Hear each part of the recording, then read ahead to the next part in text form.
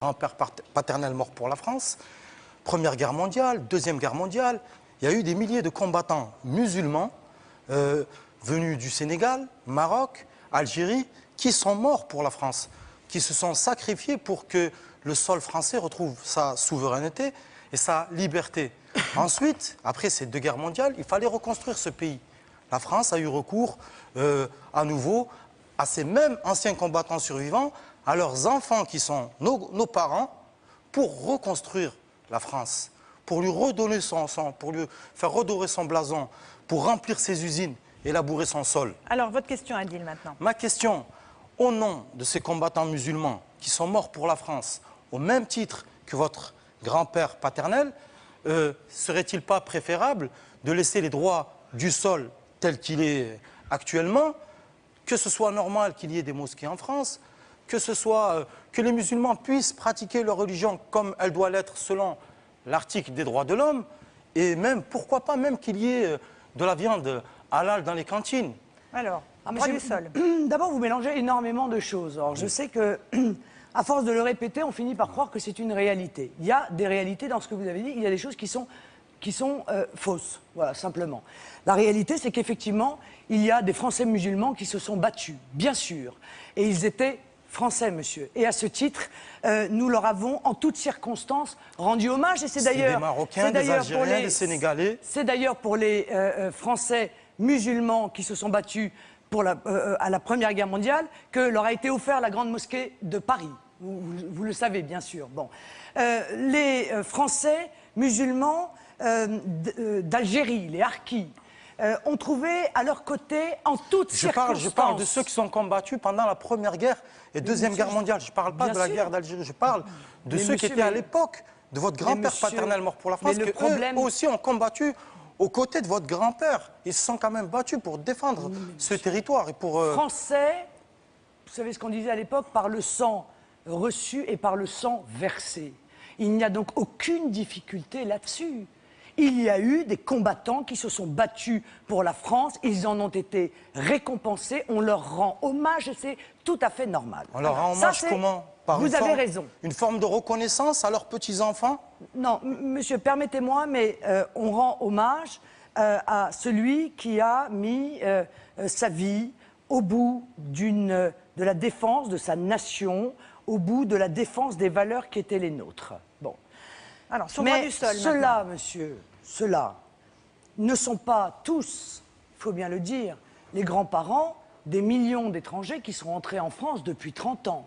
Vous dites, ils ont reconstruit la France après la Seconde Guerre mondiale. Non, non. Les premières vagues d'immigration, en l'occurrence très importantes,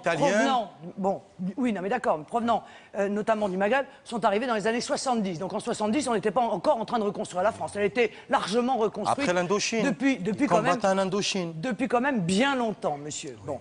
En 1973, nos gouvernants ont décidé d'importer de la main-d'œuvre à bas coût.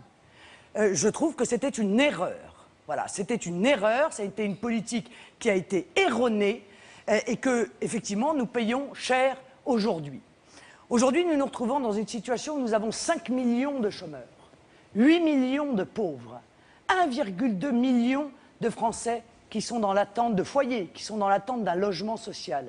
Croyez-vous qu'il n'est pas folie que de continuer à faire entrer 200 000 étrangers par an dans notre pays? C'est pas la question d'Adil, hein. Oui, c'est pas ma question. C'est pas du tout sa question. Hein. Bah si, mais c'est la question pas que du tout. vous avez me parlé posez. au niveau de la reconnaissance du droit du sol. Il soit normal que si une personne née de parents issus de l'immigration français, qu'il puisse avoir sa nationalité française comme elle est actuellement, qu'on ne change pas ces règles-là. Et qu'il y ait aussi une forme de reconnaissance de votre part, puisque vous avez dédié, si vous étiez présidente, votre victoire à votre arrière-grand-père, à votre grand-père paternel. Alors, la réponse de Madame Le Pen. Je rends hommage aux combattants. Mais je ne vais pas ouvrir grandes les portes de mon pays à des pays entiers. Donc il n'y a pas la même reconnaissance. Si nous parlons de l'Algérie, je vous rappelle qu'entre-temps, l'Algérie est devenue indépendante. Ils se sont battus pour obtenir leur indépendance. Par conséquent, on a du mal à comprendre pourquoi ils sont toujours aussi nombreux à vouloir venir en France, alors même qu'ils ont acquis de haute lutte leur indépendance. Sur le droit du sol n'a strictement rien à voir, monsieur. Le droit du sol, c'est le droit pour un étranger pour un enfant qui naît sur le territoire de parents étrangers, d'acquérir automatiquement la nationalité française. Eh bien, je dis que cette acquisition automatique de la nationalité française est une pompe aspirante de l'immigration. Elle incite à une immigration supplémentaire. Or, pourquoi je vous ai parlé des 200 000 personnes tout à l'heure? Parce qu'on les loge où? On leur donne quel travail, puisqu'il n'y a pas d'emploi et pas de logement? Donc, tant qu'on continuera à faire de la France un pays qui soit attractif pour l'immigration, eh bien, l'on continuera à faire entrer des gens à qui l'on n'a plus rien à offrir, au détriment d'abord des Français, mais au détriment même de ces gens qui viennent et qui ne trouvent rien sur notre territoire. Donc je suis pour la suppression du droit du sol. Je pense que la nationalité française s'hérite ou se mérite. Oui. Vous retournez votre veste, en fait. C'est un retournement de votre veste pour ceux qui ont combattu auprès de votre grand-père paternel à qui vous direz... Non, monsieur, ils étaient français, monsieur. Non, ils étaient quand même français. Ils étaient français. Ils venaient du Sénégal, les tirailleurs sénégalais, des Marocains, des Algériens, musulmans français. Pourquoi voyez-vous cette différence musulman? Français, musulman, parce que vous faites cette différence. Ah non, non, moi je on ne la fait pas. Parce qu'ils étaient... Moi, monsieur, je suis la présidente d'un parti politique qui a fait élire la première musulmane au conseil régional d'Île-de-France. Vous niez qu'il y a des cimetières, musulmans à Verdun, vous niez qu'il y a des cimetières musulmans où sont enterrés des anciens combattants. Je n'ai absolument pas nié cela, monsieur.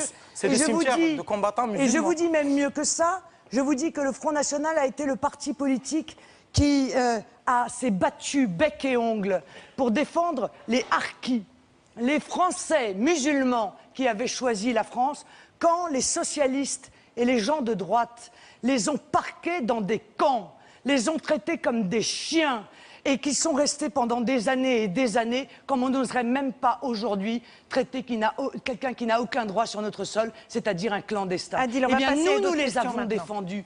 Nous, en toutes circonstances, nous avons demandé à ce que le massacre dont ils ont été victimes, notamment en Algérie, soit reconnu par l'État français plutôt que de reconnaître le massacre, le génocide arménien. Reconnaissons déjà ceux de chez nous qui ont été massacrés. Alors vous voyez que si nous étions des adversaires des musulmans, nous ne serions pas comportés comme cela. Alors vous allez dédier, si au cas où vous êtes président de la République, vous allez dédier votre victoire à tous ces combattants qui sont morts pour la France. À tous les combattants qui se sont battus pour la liberté de la France et qui aujourd'hui, sûrement, doivent s'étonner de voir que notre pays est en train d'abandonner cette liberté si chèrement acquise.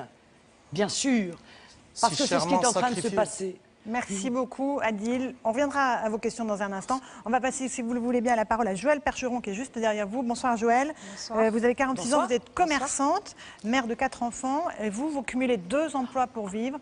Vous avez une question à poser à Marine Le Pen à ce sujet. Oui, bonsoir. Donc ma question sera la suivante. Je suis donc commerçante indépendante dans une ville du Maine-et-Loire.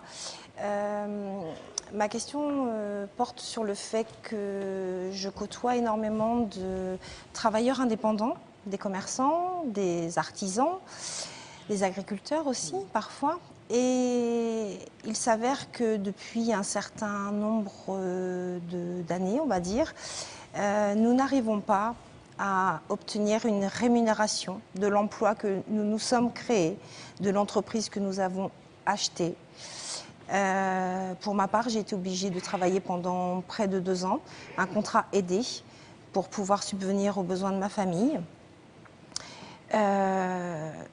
Est-ce que dans vos thèmes de campagne, on peut retrouver une réflexion, quelque chose qui pourrait aider les travailleurs indépendants, les commerçants indépendants, à avoir peut-être un allègement de charges? On cotise à tout va. On cotise pour l'emploi, sachant que si un jour, malheureusement, nous devons fermer boutique, nous n'obtiendrons aucune indemnité. Alors, la réponse de Marine Le Pen, Joëlle. Vous êtes les vrais patrons, les vrais petits patrons. Quand je dis les vrais, c'est qu'il y a des faux. Il y a des gros qui sortent des écoles, qui sont cooptés, qui mettent jamais un sou dans leur entreprise, qui licencient pour des raisons de profit sous la pression des actionnaires. Vous êtes des vrais patrons. Et bien souvent, c'est vrai que vous payez moins quand vous avez des salariés que vos salariés. Vous mettez votre propre argent dans votre entreprise au risque de le perdre. Hein. Et puis au risque aussi, quand l'entreprise se porte mal ou qu'elle tombe, eh bien, de subir l'opprobre.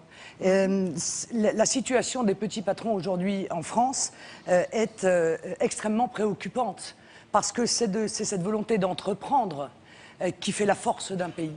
Et il faut bien admettre que je considère comme incompréhensible le comportement du président de la République et de son gouvernement qui, durant 5 ans, a aidé les grandes entreprises du CAC 40, alors qu'on sait qu'elles ne créent pas d'emplois et qui ne s'est jamais penché sur ce qu'on appelle les TPE, hein, les commerçants, les artisans, dont on sait qu'ils sont quasiment la seule source d'emploi dans notre pays. Alors, j'ai fait toute une série de propositions pour les très petites entreprises, pour les commerçants. Et la première des propositions, c'est d'abord, en termes d'impôt sur les sociétés, de rendre cet impôt sur les sociétés plus progressif pour alléger cet impôt sur les petites entreprises. Et soumettre d'ailleurs aussi à l'IS ceux qui ne le sont pas. Pourquoi ? Parce qu'on se rend compte aujourd'hui que les tout petits patrons, eh bien, avec l'impôt sur le revenu, ils payent des sommes qui sont souvent assez considérables. Ils ne bénéficient pas de la possibilité de retirer de leur activité les charges qui sont les leurs, à la différence des sociétés. Je crois que ça, c'est profondément injuste. Mais de manière générale, on voit bien que plus la situation est difficile pour les consommateurs, plus la situation va être difficile pour les commerçants. Plus on fait le choix, comme l'a fait le gouvernement, de l'austérité,